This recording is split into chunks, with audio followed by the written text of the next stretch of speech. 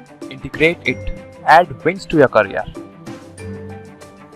नमस्कार दोस्तों, welcome back to our channel integrate it add wings to your career. So अपन ने last lecture में केमिकल पैरामीटर अपन कर रहे थे, उसमें अपन ने suspended solid, total solids, pH क्या होती है और एल्किनिटी क्या होती है, इसके बारे में अपन ने पढ़ लिया था। अब अपन नेक्स्ट केमिकल पैरामीटर अपन करते हैं जो बहुत ही इंपॉर्टेंट है, वो है हार्डनेस। तो अपना फोर्थ केमिकल पैरामीटर हो जाता है हार्डनेस। अब हार्डनेस क्या होता है? अगर मेरा कोई वाटर मेरे सॉफ्ट के साथ, ठीक है, झाग नहीं देता है, स्कम नहीं देता है, तो वो अपन उसको हार्ड वाटर कहते हैं। ठीक है, हार्ड वाटर बिटर भी होता है टेस्ट में। ठीक है, तब और हार्ड वाटर क्या होता है? अगर मेरे वाटर में कैल्शियम, मैग्नीशियम, एल्यूमिनियम +3, ठीक है, और भी कोई मल्टीवैलेंट यानी जिसकी वैलेंसी ज्यादा मल्टीवैलेंट आयन होते हैं, ठीक है, उसके कारण मेरे हार्डनेस प्रेजेंट होती है। ठीक है, हार्डनेस करती क्या है? Prevent the form of leather और फॉर्म। ये मैं आपको बोल दिया अभी कि मेरा अगर कोई भी हार्ड वाटर होगा तो वो क्या करेगा? एक तो मेरे को लेदर फॉर्म नहीं होने देगा वो सॉफ्ट के साथ। ठीक है, और टेस्ट में क्या होगा? बीटर टेस्ट होगा उसका। ठीक है, अब हार्डनेस में भी टू टाइप्स की होती है। दो टाइप्स की हार्डनेस होती है, कौन कौन सी देखते हैं अपन। टू टाइप, यहां लिख देता हूं मैं सीधा, टू टाइप्स ऑफ हार्डनेस। ठीक है, दो टाइप की हार्डनेस कौन कौन सी होती है? पहली टेम्परेरी हार्डनेस और दूसरी परमानेंट हार्डनेस। परमानेंट और टेम्परेरी। टेम्परेरी हार्डनेस को मैं कहता हूं कार्बोनेट हार्डनेस भी कहता हूं, कार्बोनेट हार्डनेस। ठीक है, और परमानेंट हार्डनेस को मैं क्या कहता हूं? Non carbonate.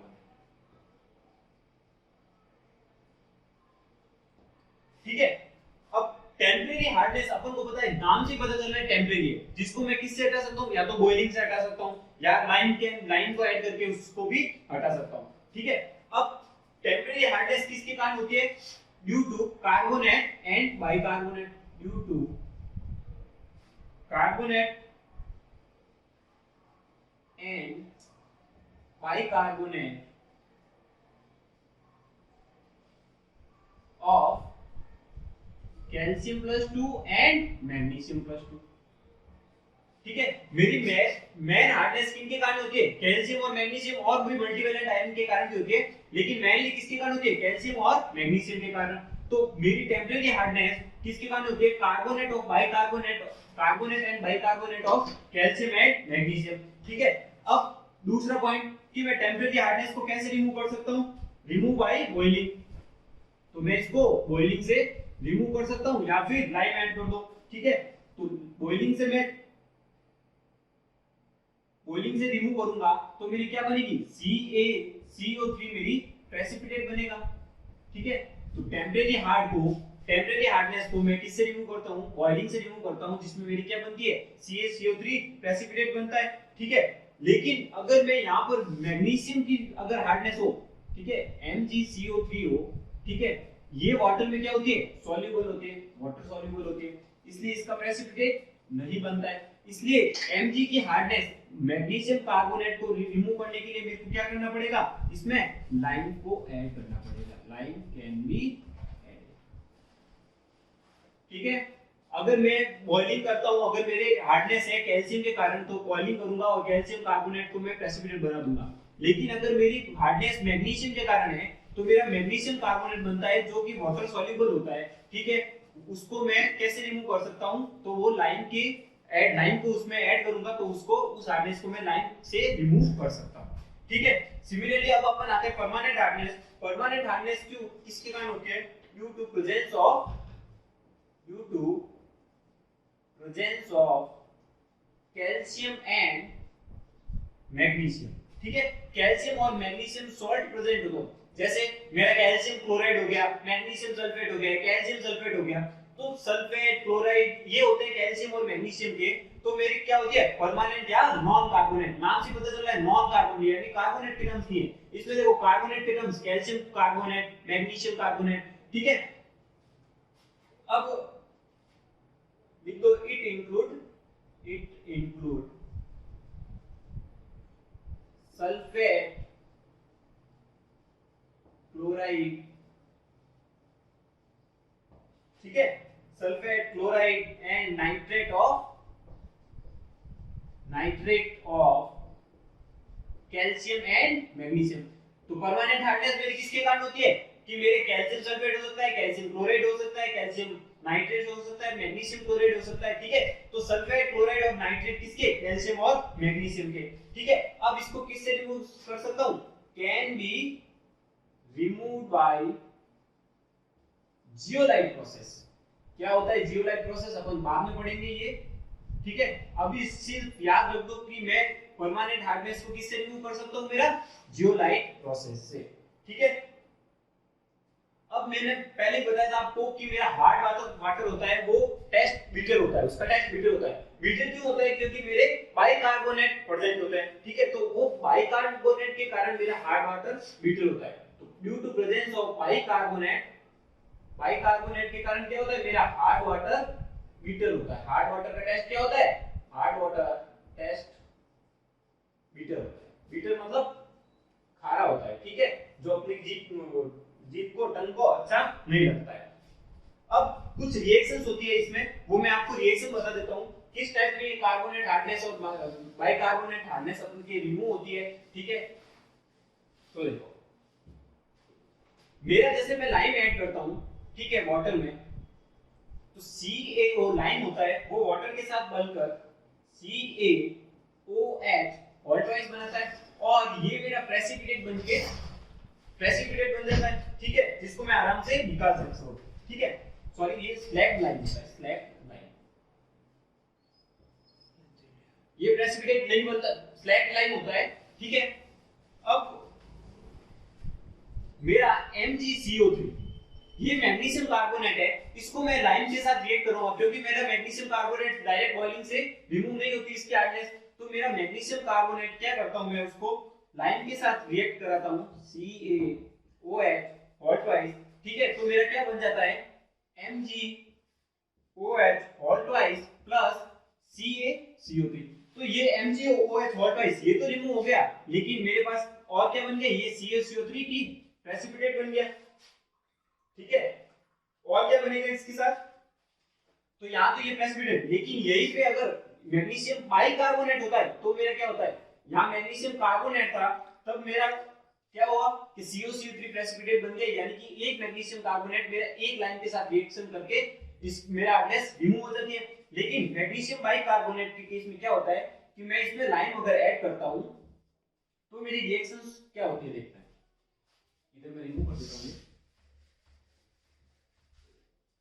देखो मैग्नीशियम बाइकार्बोनेट अगर मेरे लाइम के साथ रिएक्शन करता है तो क्या बनता है MgOH all twice plus calcium bicarbonate, ठीक है, प्लस वाटर सॉल्युबल, कुछ वाटर सॉल्युबल प्रोडक्ट बनता है, ठीक है। तो मेरा ये तो मेरा प्रेसिपिटेट बन जाता है, ठीक है, MgOH तो ऑल ट्वाइस तो प्रेसिपिटेट बन जाता है, लेकिन मेरा ये कैल्शियम बाइकार्बोनेट बन जाता है जो मेरा हार्डनेस का और काम करता है, यानी मेरी कंप्लीट हार्डनेस रिमूव नहीं हुई, ये मेरा वाटर सॉल्युबल बन जाता है, ठीक है। तो इसको रिमूव करने के लिए, कैल्शियम बाइकार्बोनेट को रिमूव करने के लिए मेरे को एक लाइन और रिक्वायर्ड होगी CH ऑल ट्वाइस, ठीक है, जिससे क्या होगा मेरा CaCO3 प्रेसिपिटेट बनेगा प्लस 2H2, ठीक है। यानी कि कैल्शियम बाइकार्बोनेट है वो कैल्शियम सॉरी लाइम के साथ रिएक्ट करेगा तो CaCO3 प्रेसिपिटेट बनेगा और वाटर, ठीक है। तो अपन ने क्या देखा कि मेरे को मैग्नीशियम कार्बोनेट को रिमूव करने के लिए 1 मोल ऑफ मैग्नीशियम कार्बोनेट को रिमूव करने के लिए 1 मोल ऑफ स्लैक लाइम चाहिए था। वही मैग्नीशियम बाइकार्बोनेट को रिमूव करने के लिए कितने मोल चाहिए, 1 और 1 2 मोल, क्योंकि 1 मोल से तो मेरा क्या बन रहा है, कैल्शियम बाइकार्बोनेट की हार्डनेस बन गई वापस, और 1 मोल ऑफ कैल्शियम कार्बोनेट की हार्डनेस को मैं वापस लाइन के साथ रिएक्ट करूंगा तब मेरा CaCO3 प्रेसिपिटेट निकलेगा। तो यहां से मैं नोट करके क्या रिजल्ट निकाला कि मेरा 1 mole of line 1 mole of line require 1 mole of lime required to remove remove carbonate hardness, carbonate कौन सा MgCO3 carbonate hardness, 1 mole of lime required to remove carbonate hardness of Mg and 2 mole required किसके लिए bicarbonate hardness of Mg, bicarbonate hardness of Mg। 1 मोल तो चाहिए मेरे को carbonate hardness remove करने के लिए Mg की, लेकिन 2 मोल चाहिए बाइकार्बोनेट हार्डनेस रिमूव करने के लिए। ठीक है, MgHCO3 होल ट्वाइस। ठीक है, यहां तक समझ आया, कोई दिक्कत? ठीक है, अब पढ़ते हैं अपन आगे क्या हार्डनेस के लिए मैं कैसा फार्मूला होता है, कैसे मैं हार्डनेस निकालता हूं। यहां से सिर्फ डायरेक्ट क्वेश्चन बनता है कि अगर मेरा कार्बन मैग्नीशियम कार्बोनेट है तो मेरे को कितने लाइन चाहिए, 1 मोल लाइन चाहिए, 1 मोल मैग्नीशियम कार्बोनेट। वही 2 मोल ऑफ लाइन रिक्वायर्ड होगा 1 mole of magnesium bicarbonate hardness को रिमूव करने के लिए। ठीक है, अब मेरा हार्डनेस कैसे निकालता हूं, तो मैंने एल्केलाइन में बताया था कि मैं किसी भी टर्म को एक्सप्रेस किस में करता हूं, CaCO3 कैल्शियम कार्बोनेट के टर्म्स में। क्यों करता हूं, क्योंकि दो रीजन है। पहला तो वो प्रेसिपिटेट इजी से हो जाता है, दूसरा उसका मॉलिक्यूलर वेट 100 होता है। ठीक है, तो मेरी कैलकुलेशन इजी हो जाती है। तो देखते हैं अब हार्डनेस कैसे निकालते हैं। तो हार्डनेस के लिए हार्डनेस H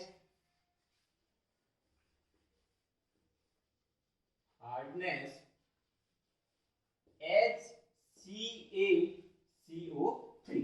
ठीक है, तो इसके लिए क्या मेरा फॉर्मूला होता है कि वेट ऑफ, मैं मान लो मेरी हार्डनेस सिर्फ कैल्शियम और मैग्नीशियम के कारण है। ठीक है, और भी मल्टीवैलेंट आयन के कारण मेरी हार्डनेस होती है, लेकिन अभी मैं किसके कारण मान लो, कैल्शियम और मैग्नीशियम के कारण।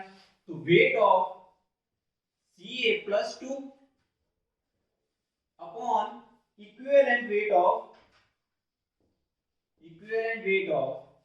Ca+2 into equivalent weight of, मैं किसके टर्म में एक्सप्रेस कर रहा हूं, CaCO3, तो इक्विवेलेंट वेट ऑफ CaCO3। ठीक है, प्लस किसके कारण आएगी, ये तो कैल्शियम के कारण, दूसरी मैग्नीशियम के कारण। तो मेरा वाटर में मैग्नीशियम का वेट कितना है, divide by equivalent weight of Mg+2 into वही किसके टर्म से लिखना है मेरे को, CaCO3 के टर्म से, तो इक्विवेलेंट वेट ऑफ CaCO3। अब देखो मेरे को पता है मेरा कैल्शियम है, ठीक है, इसका मॉलिक्यूलर वेट होता है 40। ठीक है, मॉलिक्यूलर वेट इसका कितना होता है 40। इक्विवेलेंट वैलेंसी कितनी होती है इसकी, तो मैं Ca+2 लिखता हूं, तो वैलेंसी कितनी होती है इसकी 2। तो मेरा इक्विवेलेंट वेट कितना आएगा, यहां से मैं लिख देता हूं, इक्विवेलेंट वेट क्या होता है, मॉलिक्यूलर वेट अपॉन वैलेंसी। मैंने लास्ट लेक्चर में एल्केनिटी में बताया था ये चीज। ठीक है, तो यहां से मेरा इक्विवेलेंट वेट क्या आ जाएगा 40/2 यानी कि 20। तो मेरा कैल्शियम का इक्विवेलेंट वेट कितना होता है 20। सिमिलरली मैग्नीशियम का इक्विवेलेंट वेट, मैग्नीशियम का मेरा मॉलिक्यूलर वेट कितना होता है, मॉलिक्यूलर वेट 24, वैलेंसी Mg+2 तो 2। ठीक है, तो इक्विवेलेंट वेट कितना होता है 24/2 12। ठीक है, और मेरे को क्या चाहिए, इक्विवेलेंट वेट ऑफ CaCO3, तो CaCO3। ठीक है, इसमें भी क्या होता है +2, तो वैलेंसी +2, इसका देखो मॉलिक्यूलर वेट, कैल्शियम का हो गया 40 प्लस कार्बन का 12 प्लस ऑक्सीजन का 3 times of molecular weight 16, add कर दो तो कितना आता है 100। तो मॉलिक्यूलर वेट इसका हो गया 100 और इक्विवेलेंट वेट कितना हो जाएगा 50। तो अब इन चीजों को मैं इक्विवेलेंट वेट को और डायरेक्ट इस इक्वेशन में रखता हूं, तो मेरा देखो फॉर्मूला क्या बन जाता है, तो मेरा हार्डनेस HCaCO3 मेरा क्या बन जाता है, इक्विवेलेंट वेट ऑफ Ca+2, ये तो मेरे को क्वेश्चन में दिया हुआ होगा, वेट ऑफ Ca+2।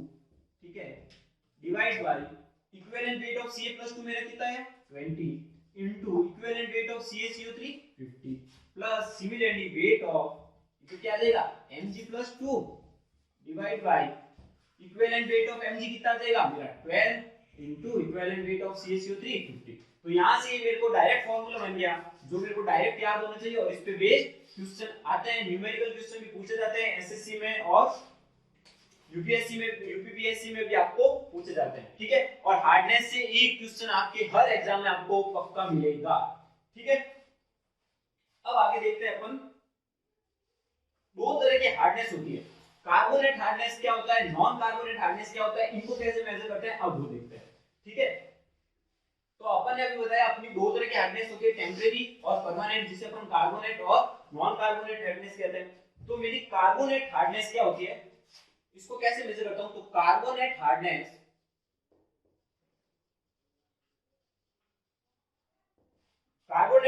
होती है मेरी मिनिमम या लेजर ऑफ किसमें से, या तो एल्किलिटी या टोटल हार्डनेस। और टोटल हार्डनेस का मेरा फॉर्मूला अभी मैंने बनाया, डिराइव किया और मेरे को याद भी है। तो मेरी कार्बोनेट हार्डनेस क्या होती है, मिनिमम ऑफ एल्किलिटी और टोटल हार्डनेस। अब नॉन कार्बोनेट हार्डनेस क्या होता है, NaCH लिख दो डायरेक्ट, नॉन कार्बोनेट हार्डनेस वो क्या होगी मेरी, total hardness minus carbonate hardness.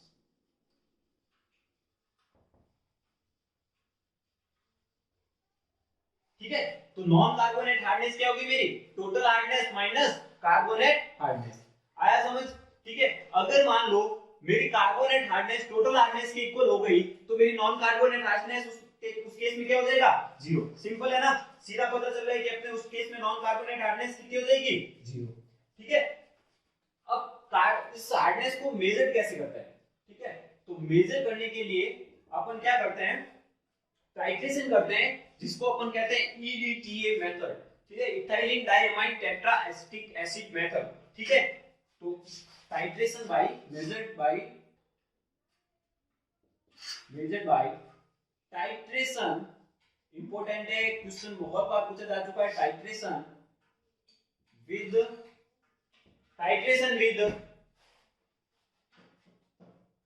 EDTA method, ठीक है।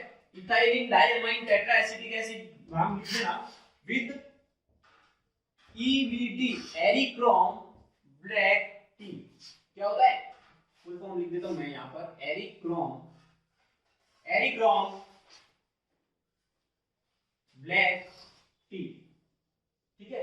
ये होता है मेरा इंडिकेटर, ठीक है। एरिक्रोम ब्लैक टी एज इंडिकेटर अपन यूज करते हैं इस टाइट्रेशन में। तो आपको पूछ सकते हैं कि मेरा हार्डनेस मेजर करने के लिए मैं कौन सा मेथड यूज करता हूं, तो पहले EDTA मेथड, और EDTA मेथड में मेरा इंडिकेटर कौन सा होता है, तो एरिक्रोम ब्लैक टी, EBT इसका इंडिकेटर होता है, ठीक है। और ये EBT मेरा क्या करता है, EBT क्या करता है, मेरा वाइन रेड कलर को ब्लू कलर में कन्वर्ट करता है। क्या करता है, वाइन रेड कलर को किस में कन्वर्ट करता है, ब्लू कलर में कन्वर्ट करता है, ठीक है। अब मेरा तो यहां से क्वेश्चन पूछता है आपको कार्बोनेट हार्डनेस क्या होता है, नॉन कार्बोनेट हार्डनेस क्या होता है, कैसे उसको मेजर करते हैं, तो EDTA मेथड से मेजर करते हैं। और कौन सा इंडिकेटर होता है, एरिथ्रोम ब्लैक टी, EDTA की full form ethylene diamine tetraacetic acid, ध्यान रखना पूछते हैं कई बार क्वेश्चन में, ठीक है। और EBT क्या करता है, मेरा वाइन रेड कलर को ब्लू कलर में चेंज करता है, ठीक है। अब मेरा इंपैक्ट क्या होता है हार्डनेस, तो हार्डनेस के कारण मेरा क्या होता है, एक तो मैंने पहले बताया लेजर फॉर्मेशन ऑफ लेदर, ठीक है, और फॉर्म कम बनता है, फूड टेस्टलेस हो जाता है, मेरे कोरोजन की दिक्कत आती है, इंक्रस्टेशन ऑफ पाइप हो जाता है, ठीक है, लैक्सेटिव इफेक्ट होता है, ठीक है, ध्यान रखना लैक्सेटिव इफेक्ट, तो किसके कारण हो सकता है, लैक्सेटिव इफेक्ट होता है मेरा हार्डनेस के कारण, ठीक है। हार्डनेस के कारण क्यों, क्योंकि प्रेजेंट ऑफ MgSO4 के कारण मेरा लैक्सेटिव इफेक्ट होता है, और MgSO4 मेरा क्या करता है, हार्डनेस प्रोड्यूस करता है, ठीक है। अब हार्डनेस की क्या लिमिट है, कैसे उस हार्डनेस की लिमिट के बारे में क्वेश्चन आता है कि मेरा ये वाटर हार्ड है, अगर मेरी वाटर में हार्डनेस यदि प्रेजेंट है तो ये वाटर किस टाइप का होगा, ठीक है। तो उस लिमिट की अपन बात कर लेते हैं। हार्डनेस से क्वेश्चन काफी बार आता है, इस केमिकल पैरामीटर में हार्डनेस और एल्कलिनिटी से क्वेश्चंस आते हैं, ठीक है।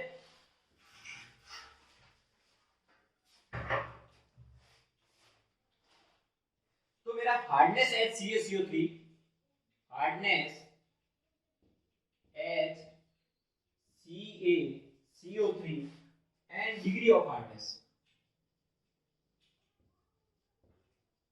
Degree of hardness. ठीक है, अगर मेरी हार्डनेस, इसको मैं पीपीएम लिखता हूं या मिलीग्राम पर लीटर में, ठीक है, तो मेरी हार्डनेस अगर 0 to 75 हुई, ठीक है, तो उसे मैं क्या बोलता हूं, सॉफ्ट वाटर, ठीक है। 75 to 150 हुई, ठीक है, तो उसके लिए मैं बोलता हूं मॉडरेट, और ग्रेटर देन 150 या 200, यहां 75 से 200 कर दो भैया, ठीक है, ग्रेटर देन 200 हुई तो मैं उसे बोलता हूं हार्ड वाटर, ठीक है। तो मेरे अगर वाटर की हार्डनेस 0 से 75 हुई तो सॉफ्ट वाटर, 75 टू 200 हुई तो मॉडरेट, और ग्रेटर देन 200 हुई तो मेरी हार्ड वाटर होगा, ठीक है। अब कुछ इंपॉर्टेंट पॉइंट है वो मैं आपको बता देता हूं। हार्डनेस की लिमिट आपको पता चल गई होगी कि मेरा 75 से कम होगी तो सॉफ्ट वाटर, और मैक्सिमम हार्डनेस मेरे कितने हो सकती है, 200, और यानी कि एक्सेप्टेबल लिमिट अपनी क्या हो गई, एक्सेप्टेबल लिमिट, वो तो मेरी कितनी हो गई, 200, ठीक है। लेकिन अगर मान लो इन केस ऑफ मेरे को 200 से कम वाला वाटर मेरे पास अवेलेबल नहीं है, ठीक है, तो कॉज फॉर रिजेक्शन वो मेरी कितनी हो जाती है, 600। ये इंपॉर्टेंट है और बार बार एग्जाम में पूछा जाता है, और आप कंफ्यूज हो जाते हैं कि मेरी एक्सेप्टेबल लिमिट तो 200 ही है, तो बच्चे 200 के क्वेश्चन पे टिक करके आते हैं और निकलती क्या है, रिजल्ट 600, ठीक है। अब कुछ इंपॉर्टेंट पॉइंट है वो मैं आपको बता देता हूं। पहला तो ये एक्सेप्टेबल लिमिट और कॉज फॉर रिजेक्शन ध्यान रखना। दूसरा, अपना अंडरग्राउंड वाटर है वो ज्यादा हार्ड होता है as compare to surface water. तो मेरा अंडरग्राउंड वाटर, ठीक है, वो उसकी हार्डनेस क्या होगी, ज्यादा होगी सरफेस वाटर से। अंडरग्राउंड वाटर की हार्डनेस सरफेस वाटर से ज्यादा होती है, ठीक है। और एक क्वेश्चन आता है कि Na+ क्वेश्चन देते थे कि इसमें से कौन सा कंपाउंड है जो सूडो हार्डनेस इंप्रूव करता है, तो मेरा Na+ है, वो Na+ इंपार्ट्स सूडो हार्डनेस, ठीक है, सूडो हार्डनेस। तो सूडो हार्डनेस किसके कारण होती है, Na+ के कारण, ठीक है। और क्या हो सकता है, और एक पॉइंट और है, मेरी oxygen deficiency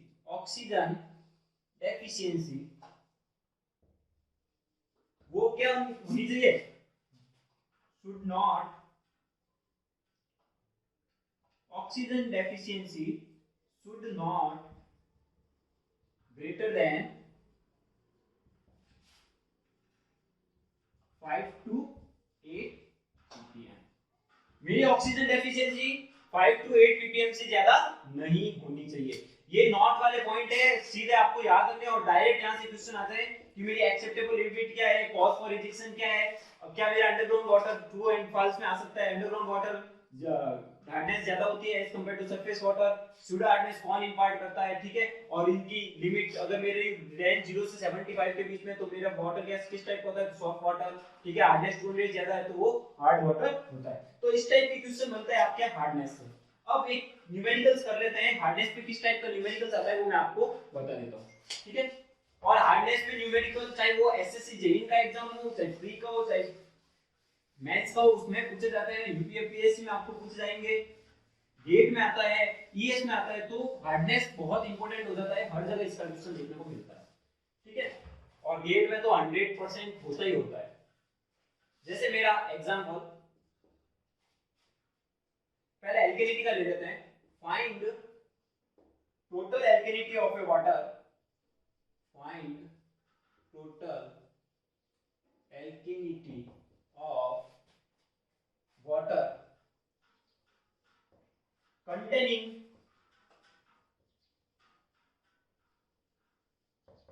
containing 90 milligram per liter of CO3 minus 2 and 61 milligram per liter of HCO3 minus ions HCaCO3। मतलब मेरे को CaCO3 के टर्म्स में एल्केनिटी फाइंड करनी है जब मेरा कार्बोनेट कितना है 90 milligram per litre and bicarbonate कितना है 61 मिलीग्राम पर लीटर। ठीक है, तो मैं यहाँ से एल्केनिटी कैसे कैलकुलेट करता हूँ, तो मैं लिख देता हूँ CO3 - 2 यानी कार्बोनेट एज CaCO3। तो कार्बोनेट एज CaCO3 मेरा क्या हो जाता है, मैंने फॉर्मूला बताया था आपको, given weight upon equivalent weight into equivalent weight of CaCO3 equivalent weight of CaCO3। ठीक है, तो मेरा गिवन वेट कितना है, देखो कार्बोनेट का गिवन वेट कितना है 90, कार्बोनेट का इक्विवेलेंट वेट मेरा मॉलिक्यूलर वेट 60 होता है, इक्विवेलेंट वेट यहाँ पर वैलेंसी 2 है। ठीक है, डायरेक्ट लिखूं, कार्बोनेट का मॉलिक्यूलर वेट होता है 60 और वैलेंसी इस पे आपको दिख रही है 2, तो मेरा इक्विवेलेंट वेट कितना हो गया 30। ठीक है, और इक्विवेलेंट वेट ऑफ CaCO3 अभी अपन ने निकाला था लास्ट हार्डनेस का एग्जाम हार्डनेस का करते टाइम। ठीक है, हार्डनेस का फार्मूला बनाया उसमें निकाला इक्विवेलेंट वेट ऑफ CaCO3, तो यहां से इसको मैं सॉल्व किया तो ये मेरी कितनी आ गई 150 मिलीग्राम पर लीटर। तो ये तो आ गया CO3 - 2 H CaCO3। अब बाइकार्बोनेट के कारण भी एल्केनिटी आती है, तो H CaCO3। ठीक है, तो बाइकार्बोनेट के कारण मेरे बाइकार्बोनेट का वेट कितना होता है 61 अपॉन दिया हुआ है मेरे को 61 अपॉन इक्विवेलेंट वेट। देखो बाइकार्बोनेट पे वैलेंसी एक ही है तो मॉलिक्यूलर वेट इसका 61 है और वैलेंसी एक है तो इक्विवेलेंट वेट भी कितना होगा 61 ही होगा। ठीक है, क्योंकि मॉलिक्यूलर वेट अपॉन वैलेंसी है, वैलेंसी 1 है तो 61 अपॉन 1 कितना होता है 61 इनटू 50। सॉल्व किया मैंने तो 50 मिलीग्राम पर लीटर। तो अब मेरी टोटल एल्केनिटी कितनी हो गई, टोटल एल्केनिटी कितनी होगी भाई 150 इसके कारण और 50 इसके कारण, तो टोटल कितनी होगी मेरी 200 मिलीग्राम पर लीटर। और ये सिंपल सा क्वेश्चन आता है। ठीक है, क्वेश्चन दे दिया तो मेरे को बताओ कि मेरी एल्केनिटी कार्बोनेट के कारण कितनी हुई, बाइकार्बोनेट के कारण कितनी हुई, टोटल कितनी हुई। किसी टाइप के क्वेश्चन भी पूछ सकते हैं। ठीक है, अब एक कर लेते हैं अपन हार्डनेस पे बेसिस क्वेश्चन।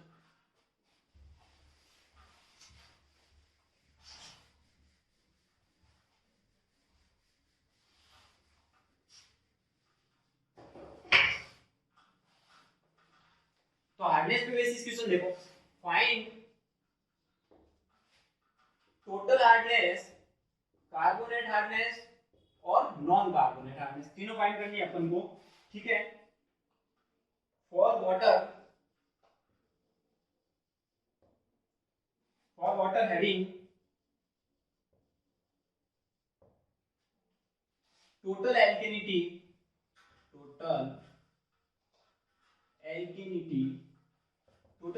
मेरे को दे रखी है 200 मिलीग्राम पर लीटर।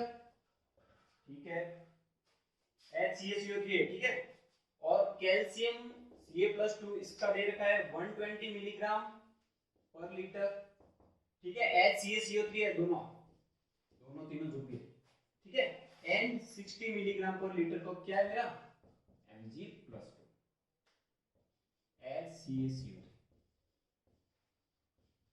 ठीक है, तो मेरे को टोटल हार्डनेस बनानी है, तो मैंने अभी फॉर्मूला डिराइव किया कि मेरा टोटल हार्डनेस क्या होता है, total hardness is equal to weight of Ca+2 upon equivalent weight of Ca+2 into 50 plus weight of Mg+2 upon equivalent weight of Mg+2 into 50। ये मिलीग्राम पर लीटर में नहीं,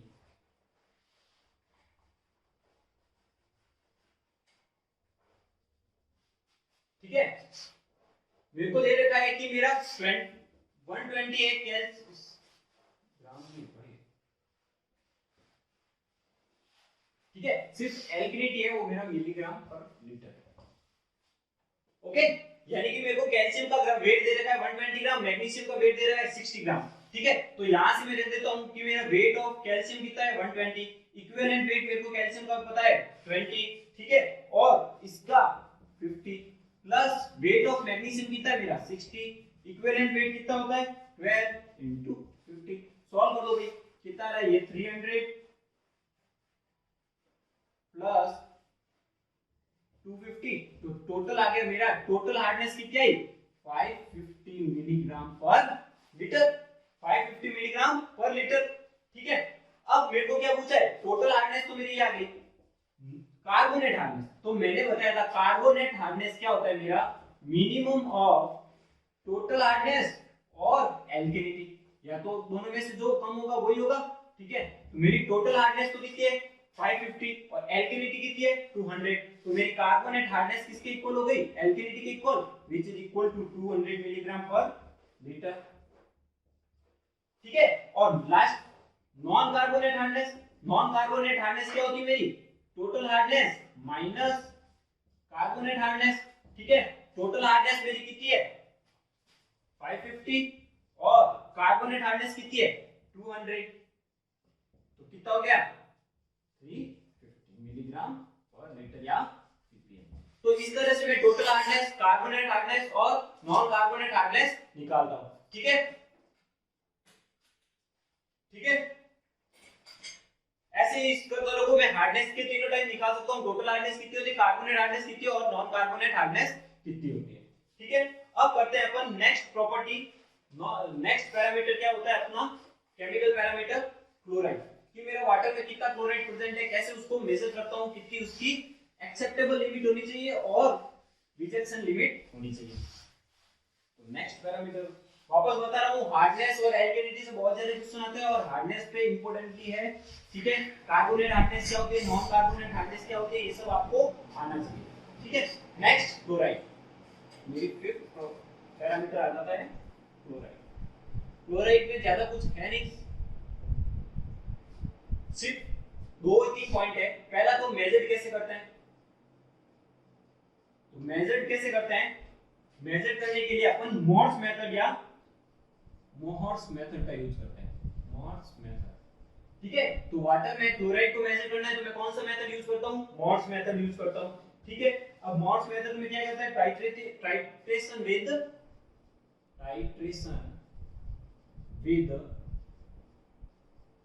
AgNO3 silver nitrate, ठीक है, silver nitrate के साथ करता हूं with K2Cr2O7, ठीक है। K2Cr2O7 की टाइट्रेशन करता हूं किसके साथ, सिल्वर नाइट्रेट के साथ, ठीक है। अब इसकी एक्सेप्टेबल लिमिट कितनी होती है, क्लोराइड की एक्सेप्टेबल लिमिट होती है 250 मिलीग्राम पर लीटर या ppm, और कॉज फॉर रिजेक्शन, यानी कि इससे ज्यादा अगर उसमें मेरी क्लोराइड प्रेजेंट हुई तो मैं वो वाटर यूज नहीं करूंगा, और वो होती है मेरी 1000 मिलीग्राम पर लीटर। आपको सारों की एक्सेप्टेबल लिमिट भी पता होनी चाहिए और कॉज फॉर रिजेक्शन भी पता होनी चाहिए, दोनों में से कुछ भी पूछा जा सकता है। और कोई भी एग्जाम हो, एनवायरनमेंट अगर उस एग्जाम सिलेबस में है तो एक तो लिमिट आपको पूछेंगे ही पूछेंगे, ठीक है।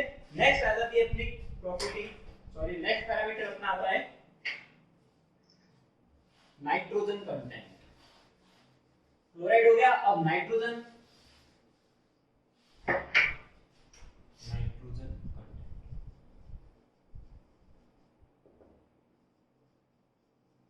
अब मेरा वाटर में नाइट्रोजन प्रेजेंट होना वो मेरे को क्या बताता है कि वाटर में ऑर्गेनिक मैटर प्रेजेंट है, यानी कि नाइट्रोजन प्रेजेंट है कुछ भी तो मेरा मतलब क्या, वाटर में कुछ ऑर्गेनिक मैटर प्रेजेंट है, ठीक है। तो presence of nitrogen indicate presence of organic matter. अब 4 फॉर्म्स यानी कि 4 फॉर्म्स में अपने नाइट्रोजन प्रेजेंट होता है, ठीक है। पहला होता है free ammonia, free ammonia, free ammonia क्या मेरे को इंडिकेट करता है कि मेरा रिसेंट पॉल्यूशन हुआ है, यानी कि वाटर में अभी अभी मेरा नाइट्रोजन आया, रिसेंट पॉल्यूशन। फ्री अमोनिया क्या इंडिकेट करता है, रिसेंट पॉल्यूशन, ठीक है। फ्री अमोनिया क्या इंडिकेट करता है, रिसेंट पॉल्यूशन। अब फ्री अमोनिया की एक्सेप्टेबल लिमिट क्या होती है 0.15 ppm या मिलीग्राम पर लीटर। और cost for rejection direct question पूछते वापस बता रहा हूं सबकी लिमिट्स याद होनी चाहिए, ठीक है। और दोनों एक्सेप्टेबल और रिजेक्शन। और कॉस्ट फॉर रिजेक्शन क्या होती है 0.3 ppm, ठीक है। दूसरे टाइप 4 कॉन्स में दूसरा कौन सा होता है ऑर्गेनिक नाइट्रोजन। Organic nitrogen. अब ऑर्गेनिक नाइट्रोजन क्या क्या मेरे को इंडिकेट करता है कि मेरे जो quantity of nitrogen just before the decomposition of organic matter start, यानी कि अगर मेरा वहां ऑर्गेनिक नाइट्रोजन हुआ मतलब क्या हुआ मेरे ऑर्गेनिक मैटर का डीकंपोजिशन स्टार्ट होने से पहले की वो कंडीशंस बताता है, ठीक है। It indicate quantity of nitrogen in water just before decomposition of organic matter start, just before decomposition of organic matter start, just before decomposition of organic matter start. ये मेरे को क्या बताता है ऑर्गेनिक नाइट्रोजन। अब ऑर्गेनिक नाइट्रोजन की भी acceptable limit क्या होती है तो 0.3 ppm या मिलीग्राम पर लीटर। और कॉस्ट फॉर रिजेक्शन क्या होती है मेरी 0.45 मिलीग्राम पर लीटर, ठीक है। तो याद रख सकते हो इसका 0.515 इसका डबल 0.3 इसका 0.3 और 0.45 एक तरह से 0.15 की टेबल ही तो चल रही है, ठीक है। अब तीसरी फॉर्म्स ऑफ नाइट्रोजन क्या होती है नाइट्राइट या नाइट्रेट, नाइट्राइट एंड नाइट्रेट। तो नाइट्राइट क्या होती है जहां तो देखो just before of decomposition of organic matter start, और ये मेरे को क्या बताता है कि ऑर्गेनिक मैटर का डीकंपोजिशन स्टार्ट हो गया, ठीक है। इट इंडिकेट डीकंपोजिशन ऑफ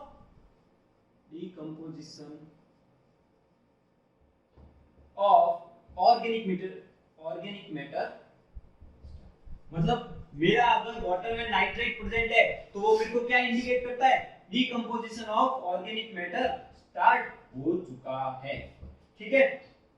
अब इसकी एक्सेप्टेबल लिमिट क्या होती है 0। ये तो मेरे वाटर में बिल्कुल प्रेजेंट ही नहीं होना चाहिए क्योंकि ये बहुत ही ज्यादा टॉक्सिक होता है, डायरेक्ट डेथ का रीजन बन सकता है, ठीक है। वेरी टॉक्सिक इन नेचर, इसलिए मेरा वाटर में होना ही नहीं चाहिए, ठीक है। और लास्ट फॉर्म ऑफ क्या होती है नाइट्रेट। नाइट्रेट क्या होता है नाइट्रेट अपन को इंडिकेट करता है इंडिकेट कंप्लीट डीकंपोजिशन, ठीक है। फुली ऑक्सीडाइज्ड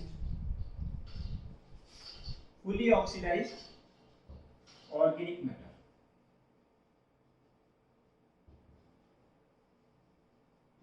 ठीक है। तो मेरा नाइट्रेट क्या करता है indicate fully oxidised organic matter, ठीक है। ये मेरे को शो करता है। अब ये आल्सो क्या बताता है ये तो देखो रिसेंट पॉल्यूशन कौन सा बताता है फ्री अमोनिया, और ये क्या बताता है कि मेरा कंप्लीट हो चुका है मतलब क्या हुआ ये ओल्ड पॉल्यूशन शो करता है, ठीक है। तो क्वेश्चन आ सकता है भाई रिसेंट पॉल्यूशन क्या बताता है कौन सा बताता है तो फ्री अमोनिया। कौन सा form of nitrogen recent pollution बताता है फ्री अमोनिया, और कौन सा ओल्ड पॉल्यूशन बताता है तो नाइट्रेट, ठीक है। अच्छे क्वेश्चन ऐसे ही बनते हैं भाई, सिंपल से बस याद होना चाहिए। इसके acceptable limit 45 milligram per litre यानी कि ppm, ठीक है। और कॉस्ट फॉर रिजेक्शन भी यही होती है, कॉस्ट फॉर रिजेक्शन क्या होती है 45 मिलीग्राम पर लीटर ही होती है, ठीक है। अब ये मेरा वाटर में ज्यादा नहीं होना चाहिए। अगर इसकी टू मच प्रेजेंस हुई, ठीक है, अगर ये वाटर में ज्यादा हुआ तो मेरे को क्या प्रॉब्लम हो जाती है बच्चों में एक प्रॉब्लम होती है जिसे ब्लू बेबी डिजीज कहते हैं। उन बच्चों का कलर क्या हो जाता है ब्लू कलर हो जाता है, तो ब्लू बेबी डिजीज। अगर मेरे नाइट्रेट वाटर में ज्यादा प्रेजेंट है तो बच्चों में बड़ों में इतनी ज्यादा नहीं होती है, लेकिन बच्चों में क्या प्रॉब्लम हो जाती है ब्लू बेबी डिजीज, जिसे मैं कहता हूं मिथेमोग्लोबिनेमिया,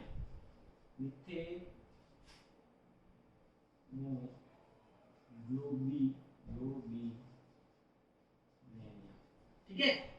तो अगर क्वेश्चन आ सकता है ब्लू बेबी डिजीज किसके कारण होती है तो नाइट्रेट के कारण होती है। अगर मेरे नाइट्रेट की प्रेजेंस ज्यादा होती है तो उसमें ब्लू बेबी डिजीज होते हैं, जिसे मैं क्या कहता हूं मिथेमोग्लोबिनेमिया, ठीक है, मिथेमोग्लोबिनेमिया, ठीक है।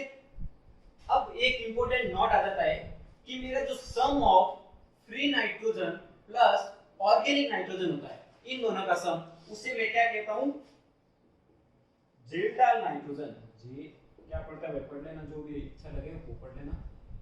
अच्छे से मैं स्पेलिंग लिख देता हूँ ताकि आपको जो इच्छा है वो पढ़ो। K J E D H A L, ठीक है। ये मेरा क्या होता है, मेरा free ammonia plus organic nitrogen मेरे वाटर में कितना प्रेजेंट है, इन दोनों के सम को मैं क्या कहता हूं, कीजेंडाल नाइट्रोजन, ठीक है। अच्छा था, बहुत ही सिंपल था, ठीक है। तो नाइट्रोजन में से क्या क्वेश्चन आता है कि मेरे नाइट्रोजन कंटेंट, पहले तो क्या शो करते हैं कि मेरा ऑर्गेनिक मैटर प्रेजेंट है वाटर में, ठीक है। अब 4 फॉर्म्स ऑफ नाइट्रोजन कंटेंट होते हैं, ठीक है। कौन से, free ammonia, organic nitrogen, nitrite और नाइट्रेट। फ्री अमोनिया ये क्या शो करता है, रिसेंट पॉल्यूशन क्या होती है इसके एक्सेप्टेबल 0.15 और cause for rejection 0.3। Organic nitrogen क्या करता है कि मेरा डीकंपोजिशन, ऑर्गेनिक नाइट्रोजन यानी कि मेरा डीकंपोजिशन अब स्टार्ट होता है, यानी कि just before the position of decomposition of organic matter start. इसकी भी एक्सेप्टेबल लिमिट और कॉज फॉर रिजेक्शन लिमिट आपको याद रखनी है।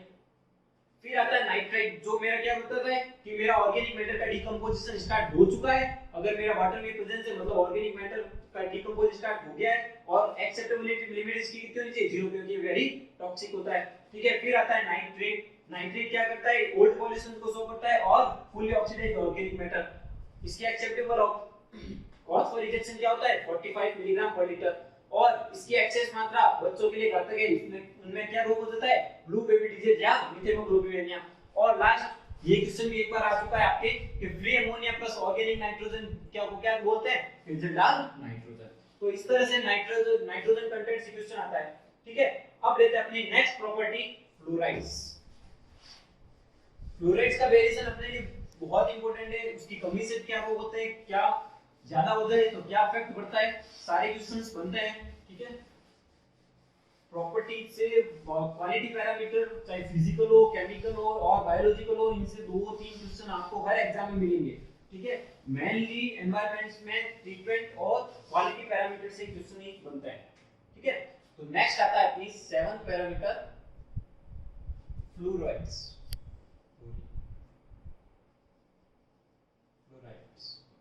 ठीक है। अब फ्लोराइड की कुछ लिमिट्स होती है, अगर मेरी फ्लोराइड की लिमिट 1 मिलीग्राम पर लीटर है तो वो तो मेरे लिए नेसेसरी है, ठीक है। क्यों, क्योंकि मेरा prevent dental cavities 1 milligram per litre जरूरी है, क्यों, क्योंकि वो क्या करता है, प्रिवेंट डेंटल कैविटीज को मेरे रिमूव करता है, ठीक है, ठीक है। अब ये मेरा फ्लोराइड कहां काम आता है, जब मेरा टीथ का परमानेंट टीथ बनते हैं, ठीक है, तब ये काम आता है, जिसमें ये क्या करता है, केमिकली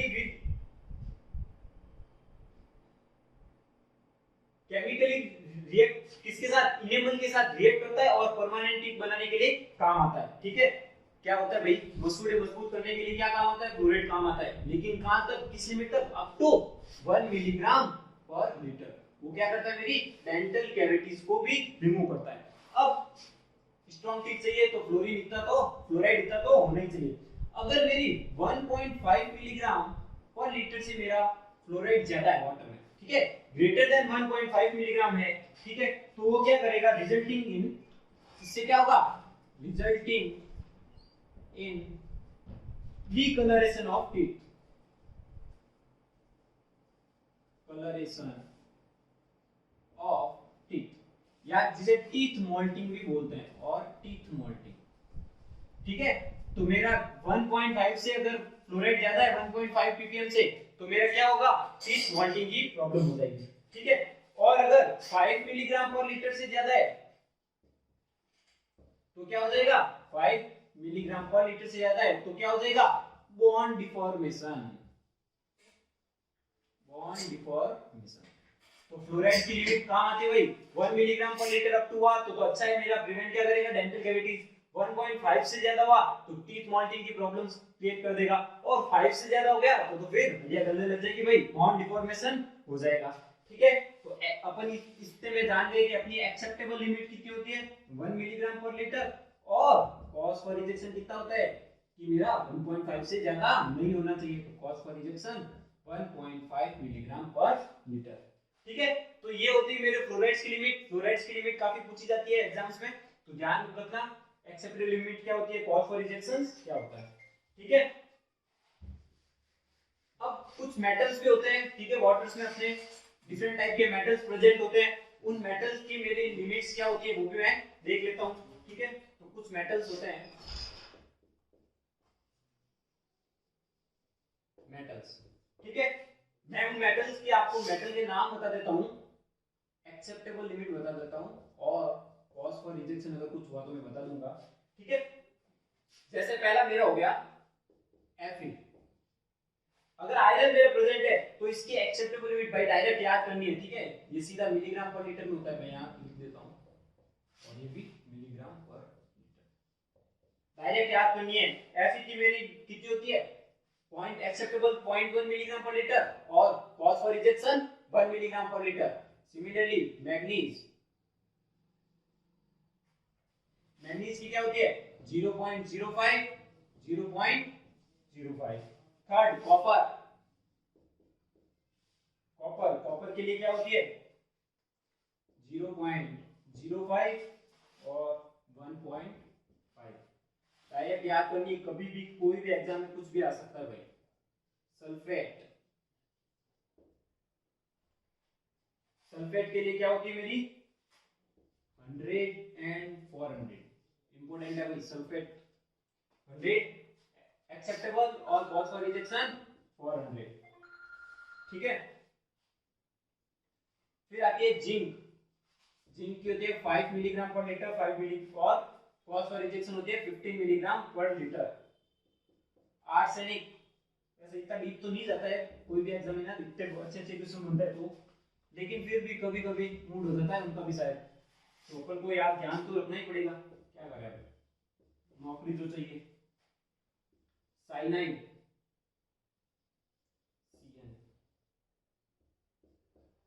ठीक है, साइनाइड के लिए होती है 0.05 और 0.05, ठीक है। Mercury Hg 0.001, 0.001। तो ये मेरी कुछ लिमिट्स होती है, ठीक है। इसमें एक और ध्यान रख लेना, Fe और Mn इनके कारण मेरा क्या होता है डीकलरेशन ऑफ क्लॉथ। ये क्वेश्चन आ चुका है, डीकलरेशन ऑफ क्लॉथ किसके कारण होता है कि मेरा वाटर में क्या प्रेजेंट है Fe और मैग्नीज प्रेजेंट है, इसलिए मेरा डीकलरेशन ऑफ क्लॉथ होता है। और कॉपर के कारण ह्यूमन लंग्स में अफेक्ट आता है, ह्यूमन लंग्स में। ये दो पॉइंट है और ध्यान रख लेना कि कॉपर के कारण मेरे ह्यूमन लंग्स अफेक्टेड होता है और डीकलरेशन ऑफ क्लॉथ किसके कारण होता है Fe और Mn की प्रेजेंस होती है वाटर में, ठीक है। एक नोट बना के लिख लो, chromium is major cause of depression, blindness and birth defect. Chromium is major cause of depression, blindness and birth defect. ठीक है, तो क्रोमियम के कारण क्या होता है डिप्रेशन हो सकता है, ब्लाइंडनेस और बर्थ इफेक्ट, ये क्रोमियम मेजर कॉज है। तो ये क्वेश्चन पूछ सकता है, अच्छा क्वेश्चन भी बनता है, तो इसको नोट में आप लिख सकते हो, ठीक है। तो इस तरह अपनी केमिकल प्रॉपर्टीज पूरी होती है, अपने सारे केमिकल प्रॉपर्टी कवर करी, total solid, hardness, alkalinity, pH क्या होती है, मेरे क्लोराइड कितना होना चाहिए, फ्लोराइड कितना होना चाहिए, और डिफरेंट मेटल्स की मेरी एक्सेप्टेबल लिमिट और कॉज फॉर रिजेक्शन क्या होती है, सब मेरे को पता होना चाहिए। और न्यूमेरिकल हार्डनेस और एल्कलिनिटी में से बनता है, उसको भी मेरे को पता होना चाहिए। अब एक छोटा सा टॉपिक और बचा इस chemical parameter, sorry quality parameter of water में, वो है बायोलॉजिकल पैरामीटर। बायोलॉजिकल पैरामीटर से ज्यादा कुछ खास है नहीं। बायोलॉजिकली अपना वाटर इम्प्योर कैसे बनता है, क्योंकि उसमें क्या प्रेजेंट हो सकते हैं, मेरे बैक्टीरिया हो सकते हैं, मेरे वायरस हो सकते हैं, और डिफरेंट बैक्टीरिया और डिफरेंट वायरस के कारण मेरे डिफरेंट प्रॉब्लम्स होती है, बीमारी होती है, ठीक है। कौन सी बीमारी होती है वो देख लेते हैं अपन। तो बायोलॉजिकल पैरामीटर, बायोलॉजिकल पैरामीटर,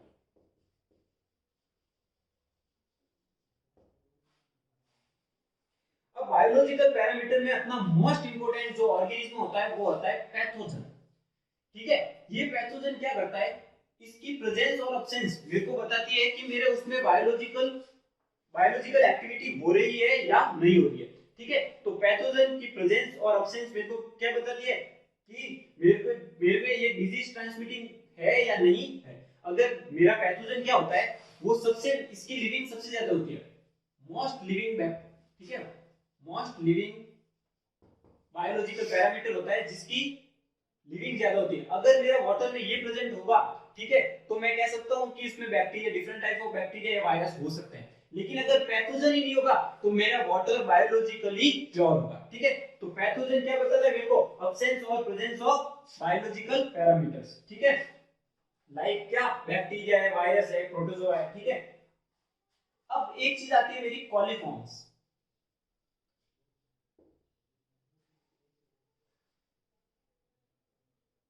ठीक है। कॉलीफॉर्म्स क्या होता है, कॉलीफॉर्म्स एक road shaped pathogenic harmless bacteria होता है, ठीक है। रोड शेप का एक, मैंने जो पैथोजन बताया, पैथोजन मेरे को उसमें बताता है कि मेरी डिजीज ट्रांसमिटिंग के भी काम होता है। लेकिन जो कॉलीफॉर्म होते हैं वो रोड शेप्ड पैथोजन होता है, ठीक है, ठीक है, रोड शेप्ड पैथोजन होता है जो मेरे को प्रेजेंस ऑफ और एब्सेंस इंडिकेट करता है पैथोजेंस की, प्रेजेंस एंड एब्सेंस। मैंने थोड़ा पहले गलत बता दिया, वापस बता रहा हूं, presence and absence of pathogen. देखो वापस बता रहा हूं, पैथोजेंस क्या होता है, pathogens different type of bacteria, virus वगैरह हो सकते हैं, ठीक है। पैथोजेंस क्या होते हैं, different type of bacteria, virus हो सकते हैं जो मेरे क्या करते हैं, डिजीज को ट्रांसमिट करने पे काम आते हैं। डिजीज ट्रांसमिट, काम तो क्या आता है, डिजीज ट्रांसमिट करते हैं, काम अपने क्या काम है इनसे, वो नहीं चाहिए भाई, ठीक है। तो ये डिजीज ट्रांसमिटेड करता है, ठीक है। कॉलीफॉर्म क्या होता है, कॉलीफॉर्म रोड शेप पैथोजेंस होते हैं, ठीक है, जिनकी प्रेजेंस और एब्सेंस मेरे को क्या बताते हैं कि उसमें उस वाटर में बैक्टीरिया हो सकते हैं, वायरस हो सकते हैं जो मेरे के डिजीज ट्रांसमिट कर सकते हैं। अब मेरे कॉलीफॉर्म्स होते हैं उनकी सबसे लॉन्ग लाइफ होती है, इनकी लाइफ सबसे लॉन्ग होती है। तो अगर यही प्रेजेंट नहीं होंगे वाटर में तो और कोई बैक्टीरिया और वायरस होंगे नहीं, तो मैं कह सकता हूं वो मेरा वाटर क्या हो जाएगा, प्योर हो जाएगा, ठीक है। एक होता है ई कोली, ठीक है।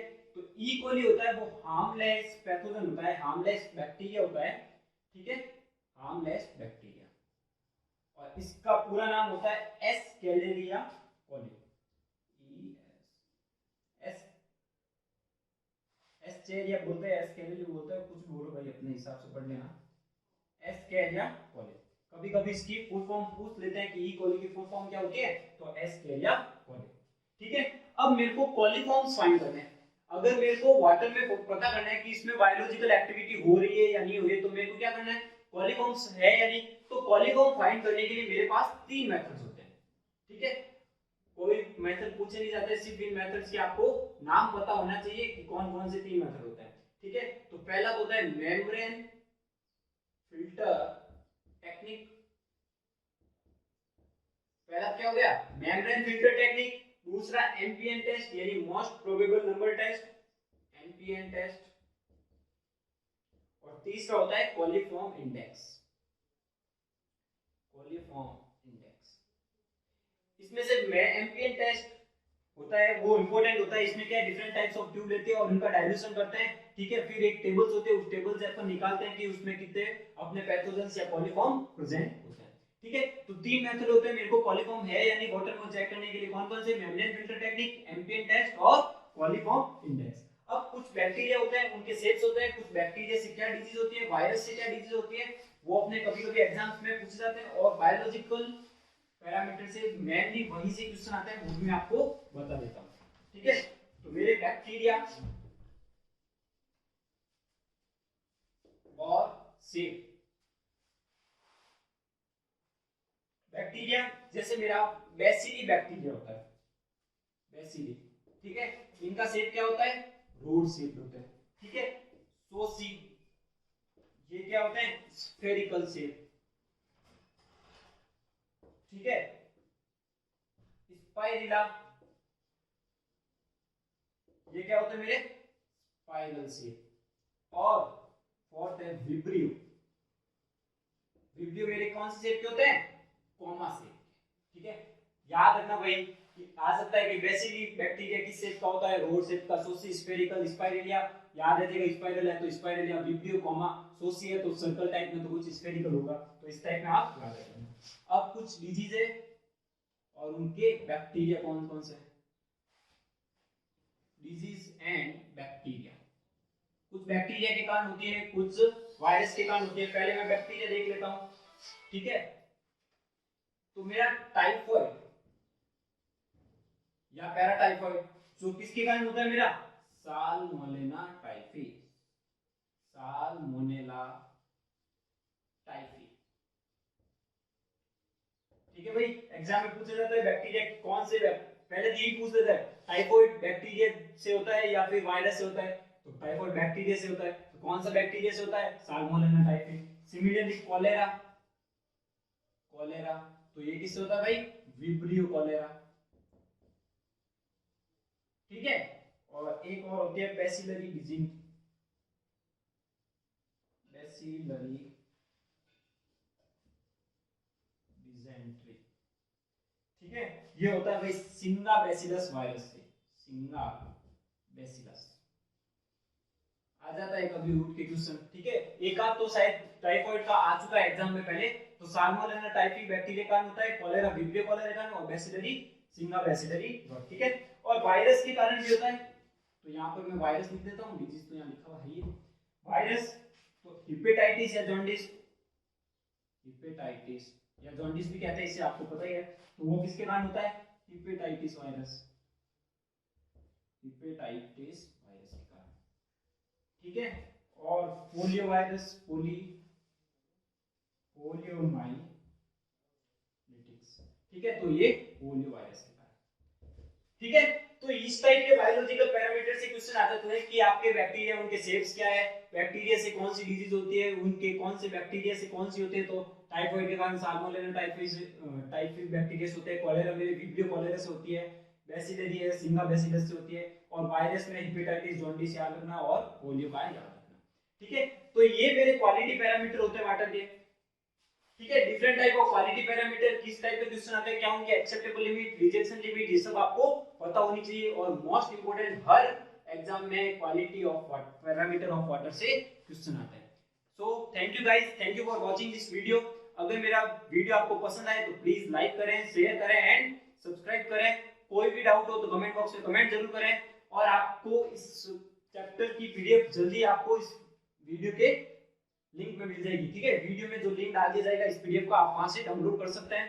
और बता रहा हूँ एनवायरनमेंट सब्जेक्ट है, थ्योरेटिकल सब्जेक्ट है, साथ साथ पढ़ते रहना, नोट्स बनाते रहना, और इंपॉर्टेंट शॉर्ट नोट्स अपने हैंड से बनाना, हाथ से शॉर्ट नोट्स बनाओ, वो अच्छे से याद होंगे, ठीक है, क्योंकि अपने खुद के लिखे हुए सबसे ज्यादा अच्छे रहते हैं, ठीक है। सो थैंक यू गाइस, खुश रहो, मस्त रहो, मजे मारो और पढ़ाई करते रहो। Thank you.